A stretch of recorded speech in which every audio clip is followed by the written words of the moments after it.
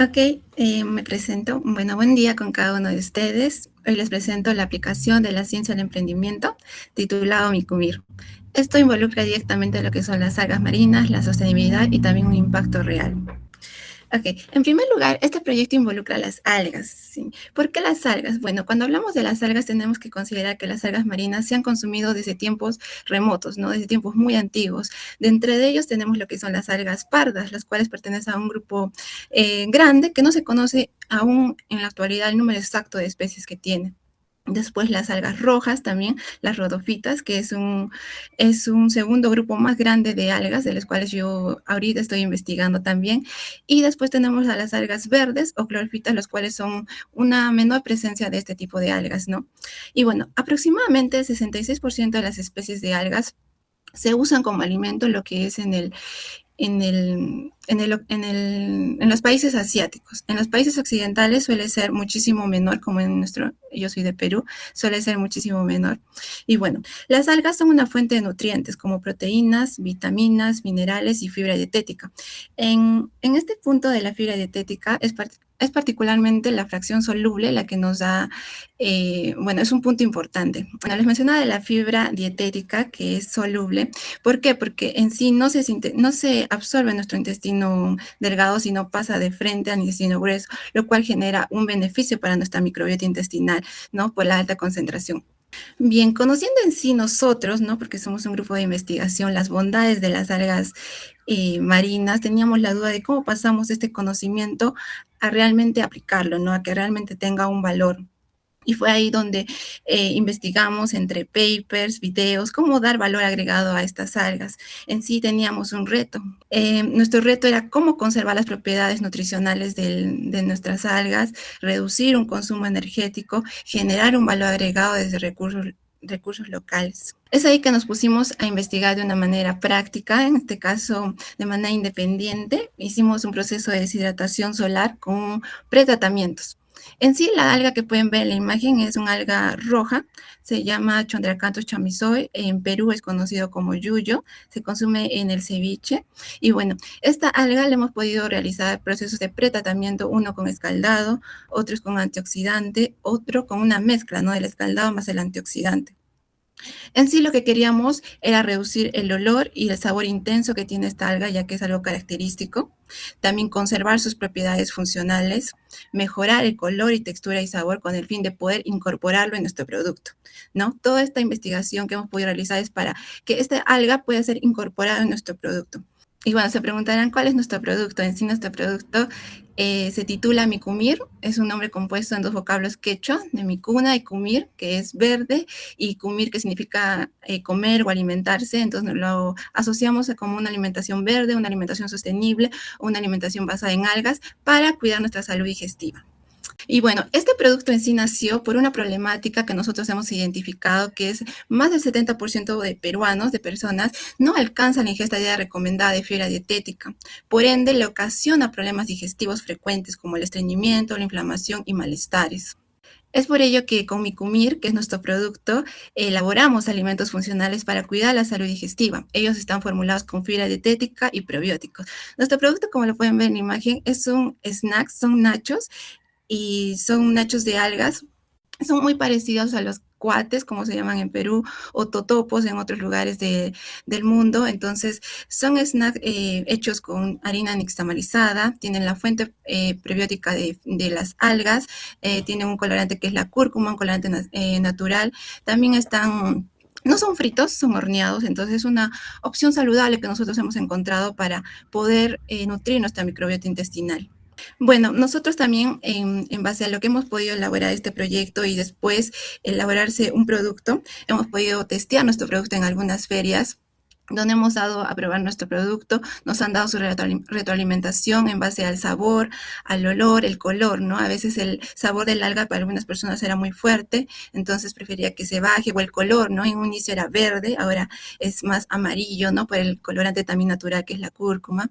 También hemos podido participar en nuestra universidad. Yo soy de la ciudad de Arequipa, entonces con nuestro equipo hemos podido participar. La universidad nos avaló en una entrevista que, en nuestra una entrevista en nuestra universidad. También hemos podido tener difusión en algunos diarios, lo cual es muy valioso para nosotros, ¿no? Ya que reafirma que nuestro proyecto puede tener un impacto. Bueno, en cuanto al impacto generado, nosotros tenemos un impacto social, que es la educación y la conciencia alimentaria. Educación porque nosotros reafirmamos mucho el contenido de la fibra prebiótica, la cual alimenta mucho nuestra microbiota intestinal. Entonces, muchas veces las personas consumen, ¿no?, alimentos tal vez ultraprocesados y así, y se sienten cansados, tristes, y normalmente nunca lo atribuyen a su salud digestiva. El 90% de la serotonina se fabrica en nuestros intestinos. Entonces, la serotonina es la hormona de la felicidad, del bienestar, de que nos sintamos bien. Entonces, influye muchísimo lo que comemos. Entonces, nosotros nos enfocamos mucho en la educación, en qué es lo que nosotros comemos para sentirnos bien, ¿no? En educar, en la conciencia alimentaria también, porque nosotros damos un valor agregado al yuyo. El yuyo, por lo menos en Perú, no es tan consumido de formas masivas, ¿no? Sobre todo lo hemos visto en el ceviche, en el yuyo, pero a nivel otros productos no existe. Entonces, una manera de integrarlo en nuestra dieta, ya que sabemos que el yuyo o la alga tiene fibra prebiótica que alimenta nuestra microbiota intestinal, lo cual por consecuencia nos genera un bienestar, ¿no? Entonces, nos enfocamos mucho en ese ámbito. También ambiental, ¿no? Porque usamos un uso responsable de los recursos marinos, que son las algas, y económico, porque generamos un valor agregado local. Nosotros no extraemos o no hacemos una extracción insostenible del alga, sino que trabajamos con asociaciones de algueros, los cuales realizan su proceso sostenible y podemos trabajar de una manera bien, bien. Y bueno, finalmente, ya termino mi presentación. Quería dejar un mensaje que la ciencia no se debe quedar en laboratorio, sino que debe convertirse en algo más allá, ¿no? En algo más aplicable, sobre todo que genere un impacto en las personas. Soy fiel creyente que cada una de las profesiones que nosotras tenemos, desde ingeniería, biotecnología o abogados, etcétera, cada una de estas profesiones puede servir o ayuda en sí al prójimo, ¿no? Así como en este caso, desde el área de laboratorio, desde el área de investigación, se puede generar un valor agregado para generar un bienestar en sí a la sociedad. Y bueno, me despido, soy Jocelyn Turpo, soy ingeniera química y bueno, también me pueden buscar en las redes, me gusta realizar también divulgación científica, en sí estoy en mis inicios, pero me gusta muchísimo lo que es la ciencia. Muchísimas gracias. Vamos a empezar. Primero, mirando el título del slide. Y quiero que me digan quiero que observen algo y para hacerlo mucho más dinámico, a ver, no sé, a una persona le voy a asignar que sea, a ver, vamos a ver quiénes están. Si nos pueden ayudar, por favor, chicas, Alexandra, Ángela, de repente. Necesito 1, 2, 3, 4, 5, 6 chicas que me puedan ayudar. A cada uno les voy a asignar una bacteria. ¿Me ayudan, please? Jessica, hola, tú serás Staphylococcus aureus, ¿ok? A ver, otra. Ángela será Pseudomonas aeruginosa. Aunque yo creo que con 3 basta. A ver, Lady. Salmonella. ¿Ok? Ya. Pseudomonas me va a decir qué observa en esta primera diapositiva. ¿Qué de extraño puede tener esta diapositiva? De repente, una observación, un error, de repente se ha movido el título, algo tiene que haber. A ver. Que dice BLGA, bióloga, no sé, de pronto. Nada, no, ese no es. A ver qué me dice Staphylococcus aureus.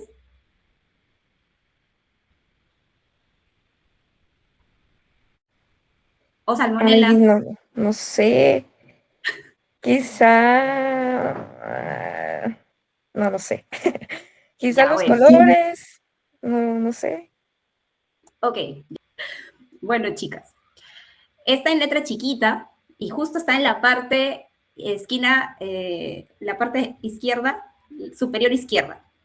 Dice, Día Internacional del Día de la Niña y Mujer Científica. ¿Se han dado cuenta de eso? He alterado de manera, a propósito, el orden, el día que nos convocan a nosotros, que es el Día Internacional de la Mujer y Niña en la Ciencia. ¿Sí? ¿para qué o con qué objetivo de verdad estamos con esto? O sea, ¿qué es lo que cuál es mi propósito, ¿no? Porque es ciencia con propósito. Todo lo que vamos a ver tiene un propósito, ¿sí?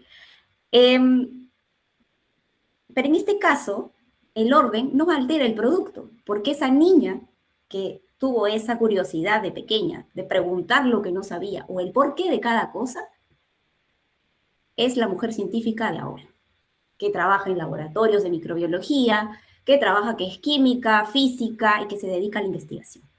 Bueno, me presento, soy Jimena Morales Maguiña, soy bióloga y con experiencia en microbiología. Por esa razón que a cada uno le había seleccionado una bacteria, ¿no? Para que me puedan decir. Con esto, en base a mi experiencia, ya he sido jurado de proyectos de investigación durante 2 años consecutivos en diferentes colegios. ¿Qué buscamos con esto? Nos vamos a enfocar básicamente qué nos hubiese gustado que nos expliquen, ¿no? De manera didáctica, dinámica, para hacerlo con mucho más entusiasmo, ¿no? Me explico, porque no vas a recordar una fórmula si te la dan, vas a recordar si te la dan con una memotecnia o con algo que recuerdes, ¿no? Por ejemplo, ¿no? Acá tengo, y siempre, o sea, siempre que ahora que me he dedicado ahora a enseñar, he estado en el mundo, por ejemplo, en el mundo de las ferias científicas, solamente es básico observar. A una niña que es curiosa, le das un microscopio de, ay, ¿para qué sirve? Y en ellos mismos despierta la curiosidad, ¿no? Porque no se trata de enseñar ciencias, se trata de cómo llegar, cómo es el proceso. ¿Cuál es la importancia de esto? Es que, como les digo, la curiosidad en la ciencia es el motor, es el motor. Sin embargo, yo he observado que a veces nos esforzamos en un mes determinado, que básicamente es agosto, julio, más o menos julio, cuando me tocaba agosto, septiembre, las ferias. Entonces, ¿qué pasa? Las alumnas, a pesar que son curiosas, dicen, no, lo ven como una tarea pendiente. Y en realidad esto debería ser como que inicias el año o de repente en vacaciones inicias un proyecto y lo vas desarrollando poco a poco, ¿no? Porque es como un checklist. Ya lo hice, ya está, ¿no? Entonces, nosotros, un proyecto para una fecha o hacer ciencia con propósito. No decir que vamos a hacer todo el año, porque eso podría ser un poco engorroso para la alumna, ¿no? Entonces, yo considero que es bastante interesante el tema de los profesores, los docentes que guían a los alumnos. Claro que sí, he conocido muchísimos docentes en los cuales se preocupan que sus alumnos presenten el día que tengan que presentar, pero de repente, por el hecho de que tengan mucho más actividades, ¿no? Que no solamente ciencia y tecnología y ambiente sea un curso, también tiene matemática, química, física, pero sería bueno también despertar esa curiosidad, ¿no? El interés. Ok, aquí, como les digo, uno tiene que tener ese entusiasmo con las niñas de los colegios. Niñas, estoy hablando a partir de quinto, sexto, estuve evaluando los proyectos. Primero, segundo, tercero, cuarto, quinto. Y mostraban, pues, obviamente, que algunos proyectos eran bastante elaborados, porque también los padres están detrás de todo esto. Pero hay también como que proyectos presentar para cumplir, ¿no? Y eso creo que debemos dejar un poco de lado, ¿no? Y seguir el proceso. Los proyectos de investigación. Cada proyecto de investigación siempre tiene una muestra, ¿no? Yo acá tengo muchas muestras de proyectos en los cuales a mí me gustó bastante. Esta, por ejemplo, es un spray relajante. Imagínense, o sea, niñas de aproximadamente 13, 14 años pensando en la salud mental. Entonces ya vemos que la curiosidad va más allá para una solución, ¿no? Este también es un relajante. Esmalte para uñas, de manera natural. De verdad que a mí me causó mucha curiosidad cómo así se les ocurrió, ¿no? Y esa es la pregunta. Por lo general, no, oye, ¿qué estás haciendo? No, ¿y cómo se te ocurrió? ¿no? ¿Cómo eso, qué te hizo pensar en que eso podría? No, lo que pasa es que nosotros tenemos envases y esos envases en los que vienen los desodorantes generan contaminación luego de terminar su uso. Entonces ya vemos que ellos tienen esa pequeña chispa en la cual el profesor o el docente que lo sigue debe darse cuenta para seguir, ¿sí? Y ahora, bueno, estos proyectos han sido misceláneos, ¿no? Entre chicos, niños y niñas. Pero lo que sí fue un grupo bueno, todas fueron chicas, fue este de aquí. No sé si lo puedan ver. La macetita. El biomaterial a base de cáscara de huevo. Era un grupo de 3 chicas en las cuales me dijeron, no, lo que pasa es que tenemos muchos residuos de cáscara de huevo y solamente piensan que nosotros, que esto puede ser para abono, pero también lo hemos hecho maceta. También, más allá de eso, también hay un tema de emprendimiento, ¿no? Un tema así que, un bionegocio, como se le podría llamar. La verdad que me sorprendió porque era muy resistente, tenía un procedimiento bastante bueno, el tiempo de espera, y estaban muy interesadas las niñas. No se notó que el proyecto decían, ay, no, qué flojera. Estaban muy entusiasmadas. Yo creo que eso no se debería de perder, ¿no? Y aparte hay muchos proyectos en los cuales también son soluciones al medio ambiente, ¿no? Podrían ser posibles soluciones si nosotros captamos esa atención en los niños, en las niñas, explotarlo. Explotar esto que es bastante motivador para una persona que estudió ciencias, como digo, soy bióloga, microbióloga, y yo veo eso y estoy como que, ¿y en qué están? ¿Qué proyecto van a realizar? Hay un grupo de ciencias en ese colegio. Yo estoy encantadísima de participar también porque mantiene a las niñas pensando, ¿en qué le falta? ¿Por qué? ¿Para qué? No, agrégale esto. Y eso es la ciencia. Si no funciona con uno, tiene que funcionar con otra cosa o tener muchas alternativas para eso.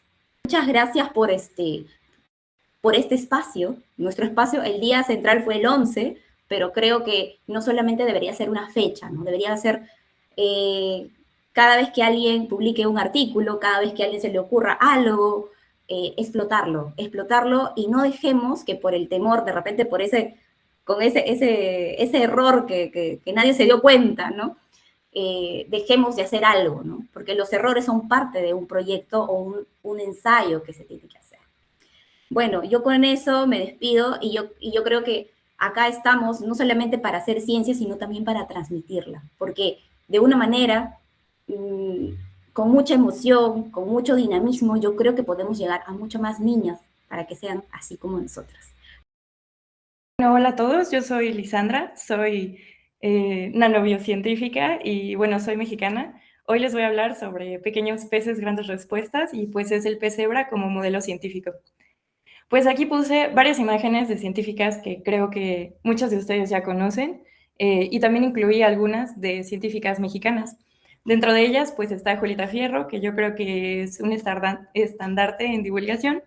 Y pues mi charla va más enfocada un poco a la divulgación de uno de mis últimos proyectos. Y bueno, he notado que en las presentaciones anteriores ya han hablado acerca de la curiosidad como base para plantearse cuestionamientos y también para responderlos. Pero bueno, a veces estas respuestas a esos cuestionamientos pues también pueden venir de animales muy pequeños o de cosas muy pequeñas y bueno, el pez cebra nos ayuda a responder a algunos sobre la vida, la salud y el ambiente. Entonces, mi primera pregunta sería, ¿cómo sabemos si algo es tóxico? Pues también va muy de la mano con la contaminación y bueno, hoy en día sabemos que muchos contaminantes no los vemos, pero pues están en las aguas, están en los suelos, están en el aire o incluso en objetos cotidianos. Siguiendo este hilo de pensamiento, pues algo tóxico puede verse como una línea temporal. Primero, esto puede ocasionar un daño, lo que conlleva a una enfermedad y esto puede conllevar pues a la muerte. En este sentido, pues estamos pasando por una crisis de contaminación a nivel global, por ejemplo, 8 millones de muertes aproximadamente anuales son ocasionadas por mala calidad del aire y, por ejemplo, los desechos plásticos en nuestros océanos superan los 11 millones de toneladas anuales. Y pues esto produce que también tengamos microplásticos, nanoplásticos, que entren a las cadenas tróficas y bueno, se hace un desastre, ¿verdad? Entonces, si ya vemos que los contaminantes pueden ser tan chiquititos, pues ¿cómo sabemos si algo puede afectar a los seres vivos? Hablando pues tanto a la vida vegetal como a la vida animal. Y dentro de este arsenal de herramientas que nos ayudan a saberlo, tenemos al pez cebra. El pez cebra, como modelo científico, tiene distintas ventajas, que aquí les voy a hablar de ellos como si fueran superpoderes. Pero bueno, para empezar, en la ciencia, pues el pez cebra nos ayuda mucho porque primero es de bajo costo. Segundo, es muy chiquitito. Cuando es un adulto es aproximadamente 4 centímetros y cuando es un embrión va desde las 0.5 micras hasta los 2 milímetros. A pesar de esto, no necesitamos herramientas tan potentes o insumos tan importantes para hacer experimentos. Entonces, pues nos da una ventaja en este sentido. Y otro superpoder muy importante es que tiene transparencia óptica. Esto nos permite ver el desarrollo embrionario desde las primeras divisiones celulares hasta cómo se forman sus órganos y tejidos. Y también se utiliza, por ejemplo, en laboratorios de física óptica para poder calibrar bien los instrumentos. Como se desarrolla tan rápido, también funciona muy bien para ensayos de toxicidad de fármacos y moléculas. A esto se le llama pues cribado, es el cribado de fármacos. Y bueno, ustedes lo pueden encontrar de hecho en cualquier acuario de donde sea que vivan. Ahí usualmente son de colores. Esa también es una mutación y bueno, hay rosas, azules, verdes, etcétera, pero pues también hay diferentes cepas como la wild type, o pues también podemos generar distintas mutaciones y volver su sistema vascular o su sistema esquelético fluorescente. Por último, pues aunque no lo parezca, el pez cebra se parece mucho a los humanos, o los humanos somos muy parecidos a los peces cebra. Ustedes son un 82% pez cebra o viceversa. Así que es un gran aliado para entender los procesos biológicos. Hablando sobre ver la vida formarse en tiempo real, bueno, pues con este pez podemos observar cómo se desarrolla este organismo desde las primeras horas de la división celular hasta que sale del embrión. Estas son unas fotos de autoría propia. Les quería poner unas mucho más interesantes, pero bueno, ese artículo está en proceso de publicación, entonces pues no se las podía agregar, pero bueno, aquí en la primera foto del lado izquierdo es un acuario. Este está en un hospital en Barcelona, en donde pude trabajar, hacer algunos experimentos, y lo que hacemos es que tenemos separados hembras y machos. Luego tomamos un macho y 2 hembras y los juntamos en una pecera especial que se llama pecera de reproducción, en donde anotamos ciertas cosas para saber, por ejemplo, la pecera de procedencia o si tienen alguna mutación.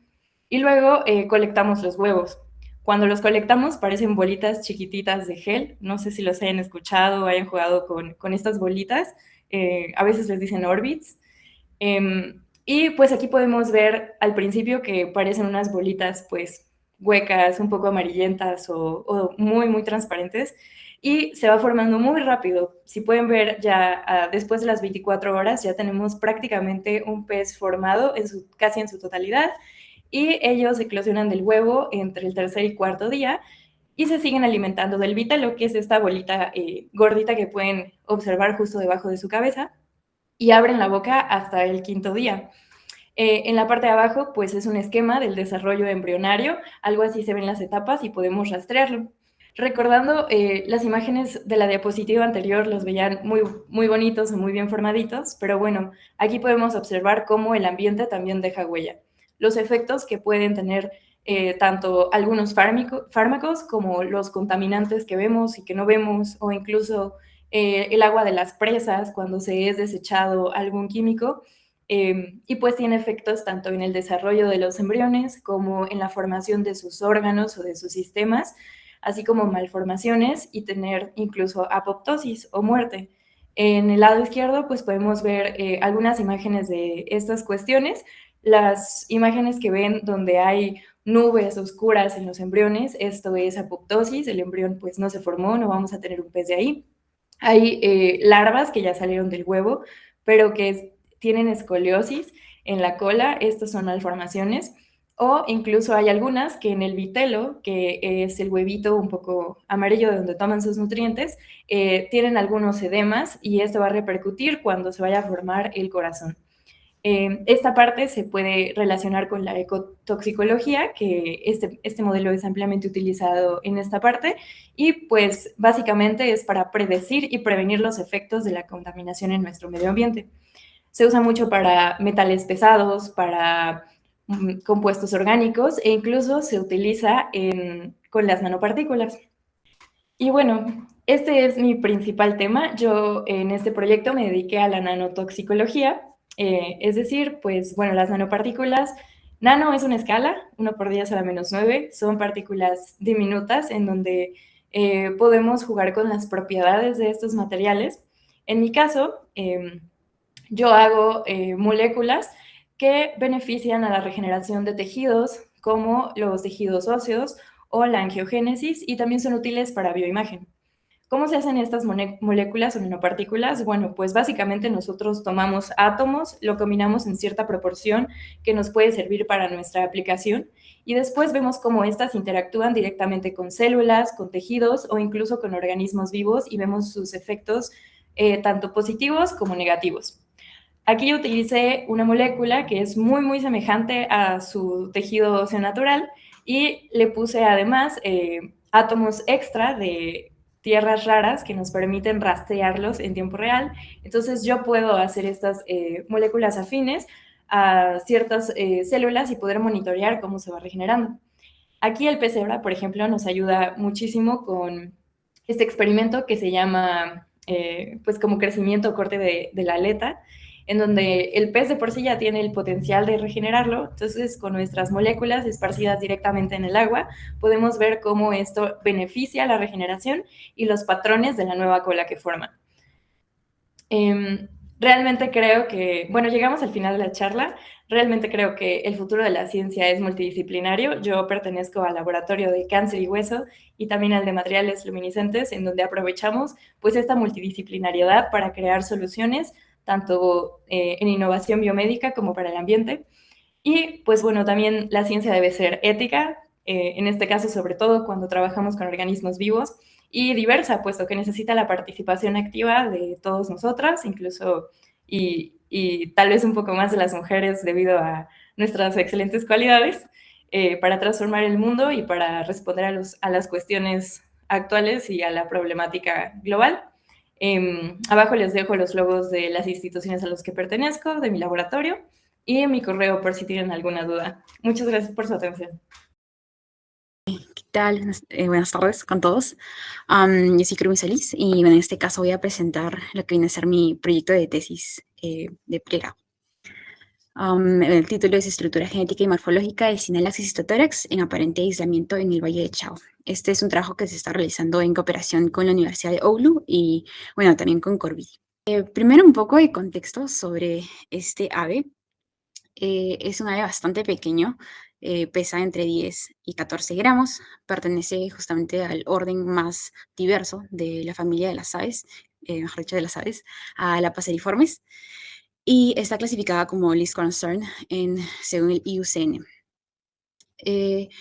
Actualmente se han registrado 3 subespecies, que viene a ser la Cythotórax, la maculata y la Chinchipenensis.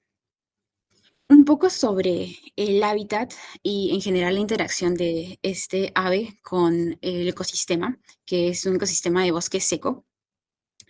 Como cualquier otro organismo, este interactúa ya sea con la flora, hasta con microorganismos.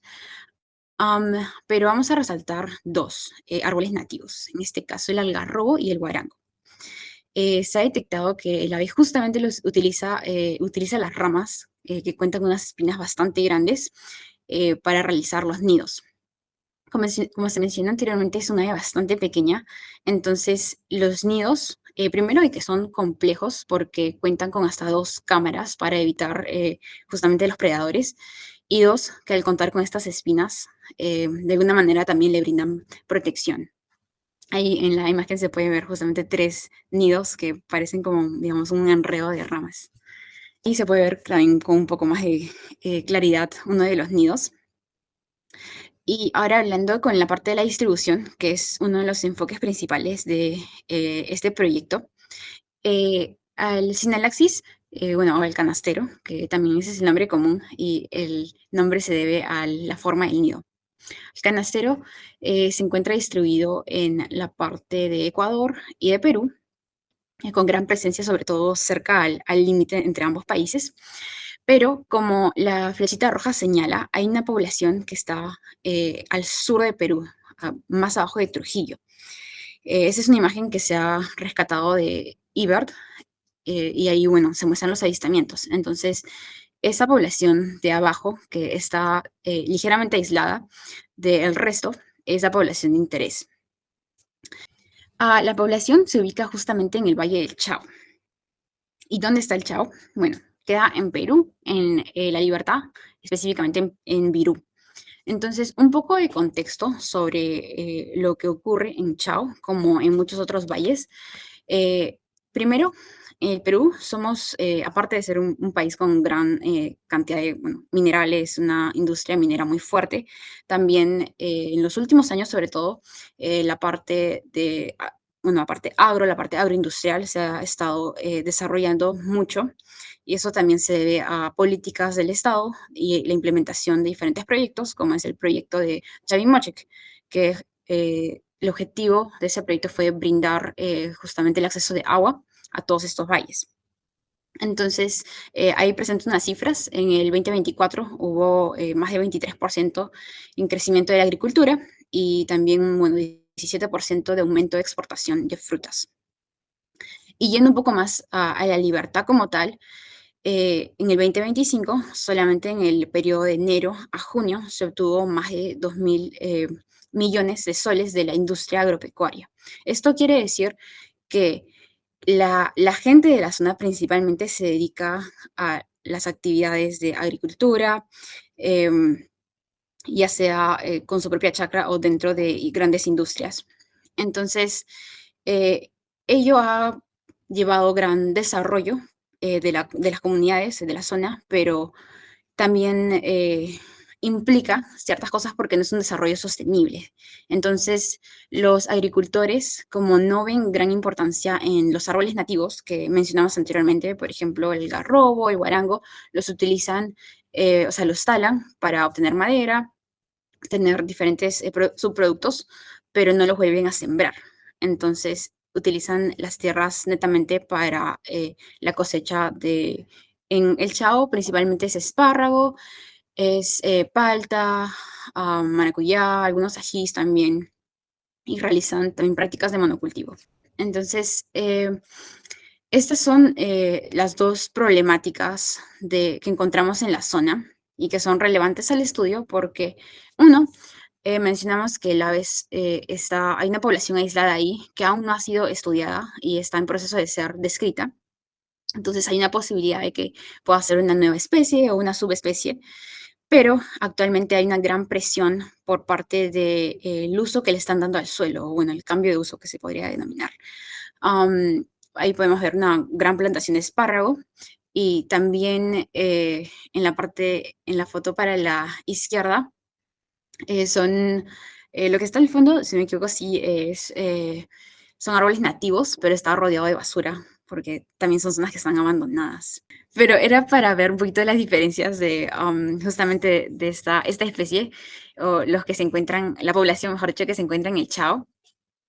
Para la derecha encontramos, ese es el ave, bueno, digamos, el sinalaxis del Chao, y el de la izquierda es el sinalaxis, digamos, común, o sinalaxis totórax que se encuentra en toda la división hasta Ecuador. Entonces, se puede ver el pechito blanco. Ha sido la diferencia, digamos, a simple vista. Pero en este estudio se plantean hacer también mediciones de, por ejemplo, el tamaño de la cola, el tamaño del pico, si realmente hay algunas diferencias significativas. Y bueno, ahí estaba la bioacústica que se puso al mismo tiempo, pero no sé si Francesca podrías poner el de arriba y después el de abajo por separado, que son un poco distintos.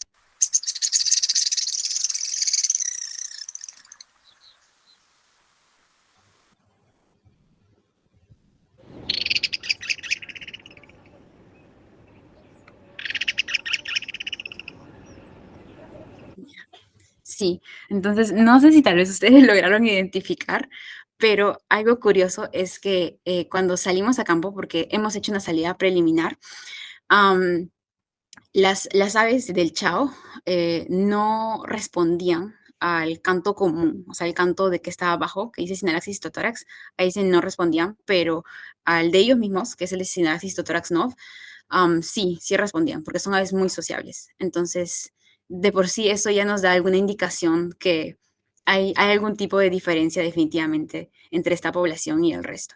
Bueno, entonces los objetivos de ese trabajo son hacer una determinación de las diferencias morfológicas y también un poco la parte genética, sobre la variabilidad genética, si es que hay, se esperaría encontrar y también evaluar un poco la parte de la genética de poblaciones. Si, digamos, con todo lo observado y todo lo que tenemos, uno, esperaríamos una gran cantidad de endogamia, porque es una población que está aislada ya años. Y dos, bueno, en la parte morfológica sí esperaríamos algunas diferencias significativas, que todo ello podría respaldar, digamos, una hipótesis de que sea una subespecie o una nueva especie, que sería, bueno, sería muy emocionante si ese es el caso. Entonces, describiendo un poquito la parte de la metodología, primero se deben de realizar los trámites, un poco a veces arduos, pero necesarios. En este caso, la entidad es CERFOR, ya que no es un área natural protegido, sino sería CERNAM. Se realiza toda la parte administrativa para solicitar sacar muestras. En nuestro caso, vamos a trabajar con muestras de plumas. Porque queremos ser lo menos invasivos posibles y actualmente hay mucha bibliografía y muchos estudios que soportan y fundamentan de que sí se puede extraer ADN solamente utilizando plumas y también que se puede amplificar distintos genes, bueno, en nuestro caso mitocondriales, eh, para hacer justamente todos estos estudios de la variabilidad genética, de la parte de genética de poblaciones. Entonces, no requerimos, em, no deberíamos requerir los típicos muestras de tejido con los que se suelen trabajar, que son mucho más invasivos. Entonces, bueno, ese sería el paso 2 sería la salida de campo, toma de muestras, procesamiento en laboratorio y, bueno, finalmente el análisis de datos.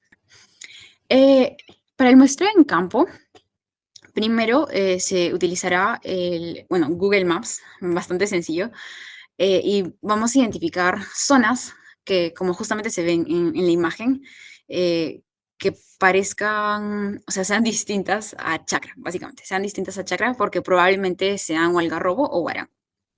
Entonces, luego vamos a buscar las rutas de acceso a esos lugares y hacer primero que fue justamente esta salida previa de saber más o menos cuántos individuos hay, si es que hay individuos o no, utilizar playback, etcétera. Y lo siguiente sería ya realizar la captura en lugares que cuenten con gran cantidad de individuos de esta especie.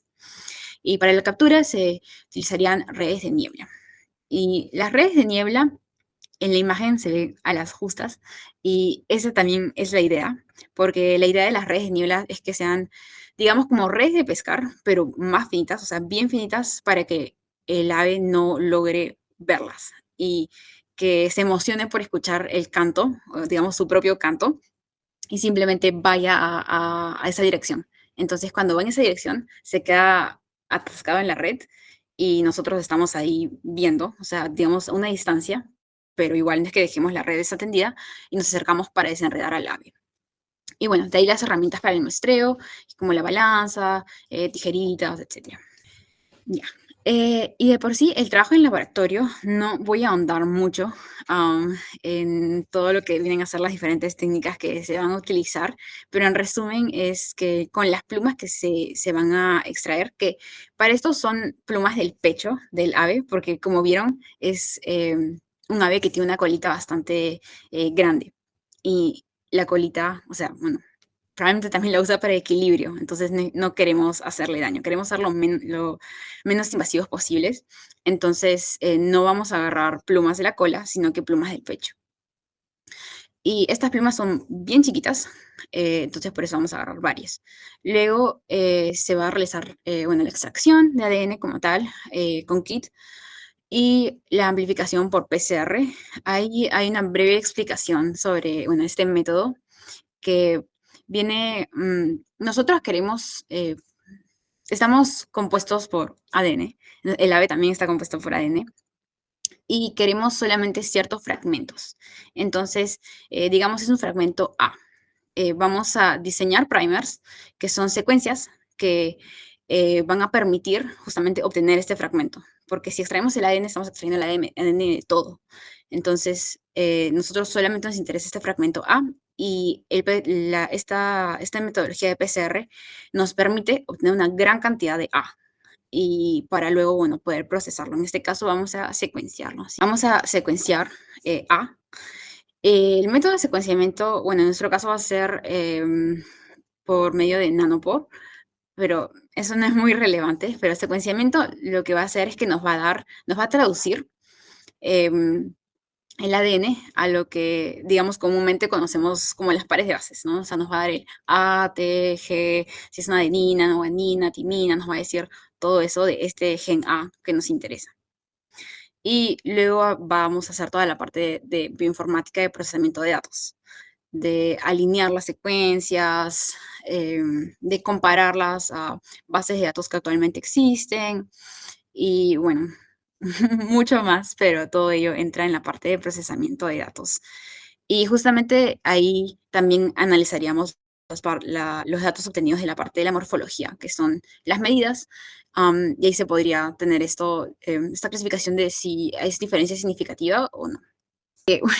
Bueno, ese es un resumen de todo lo que vine a ser mi proyecto de tesis. Diría, lo he simplificado un poquito. Espero que hayan logrado entender, que sea un poco el fundamento de toda la idea en general, ¿no? El proyecto que recién ha iniciado el año pasado, está en proceso de ejecución. Y bueno, también a futuro, ¿no? Tenemos una ambición de tal vez poder tratar con las comunidades o también con la gente de la zona, porque es una problemática bastante fuerte, que la agricultura avance y al final termine chocando con la parte de la naturaleza. Justamente como, o sea, no solamente este ave, sino hay muchas otras especies que no han sido estudiadas, que no han sido identificadas aún y que podrían perderse si es que no se hace un manejo sostenible, ¿no? Y bueno, nada más, muchas gracias. ¿Qué tal? Buen día. Soy la doctora Elena Vidaurri de la Cruz.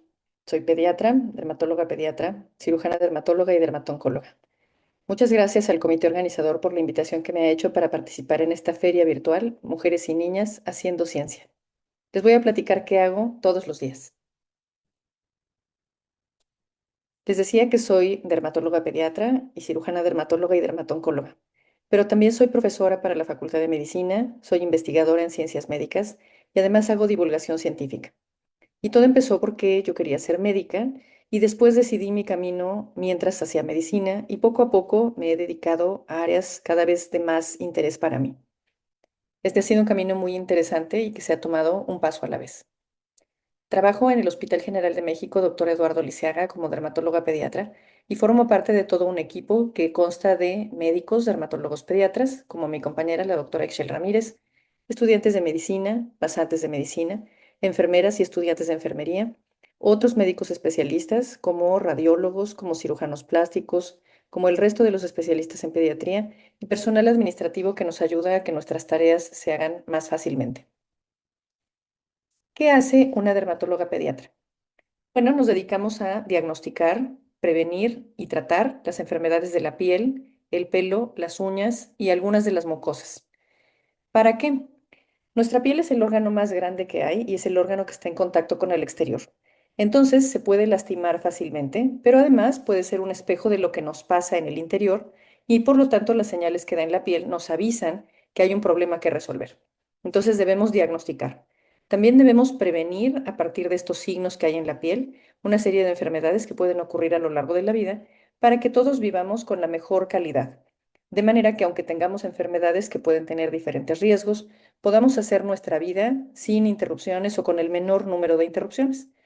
Y todo esto se logra gracias a cuidar atentamente la piel, revisarla todos los días y ver si tiene algún problema que se deba resolver. Y estos son pequeños hábitos que van a modificar la calidad de vida de todas las personas. Entonces, ¿a qué se refiere que cuidemos nuestra piel? Ahora se habla mucho del cuidado de la piel como una medida cosmética, pero en realidad el cuidado de la piel es tan importante como el cuidado de los dientes. Por ejemplo, si yo voy al dentista a atenderme un problema dental y me hace una limpieza específica, me dará después indicaciones para mantener la dentadura en las mejores condiciones. Del mismo modo en la piel. Nuestra piel necesita mantenerse limpia con un dermolimpiador mañana y noche. Después se debe aplicar un humectante y depende de las características de la piel de cada persona, qué características debe tener este humectante. Luego nos debemos proteger del sol, es decir, colocar un fotoprotector y únicamente en caso de que haya una enfermedad, agregar el tratamiento específico para este padecimiento. Además de este cuidado diario de la piel, debemos atender las diferentes enfermedades que van apareciendo a lo largo del tiempo con distintas estrategias. Decíamos que nuestra piel es una frontera y es un puente indispensable para la vida.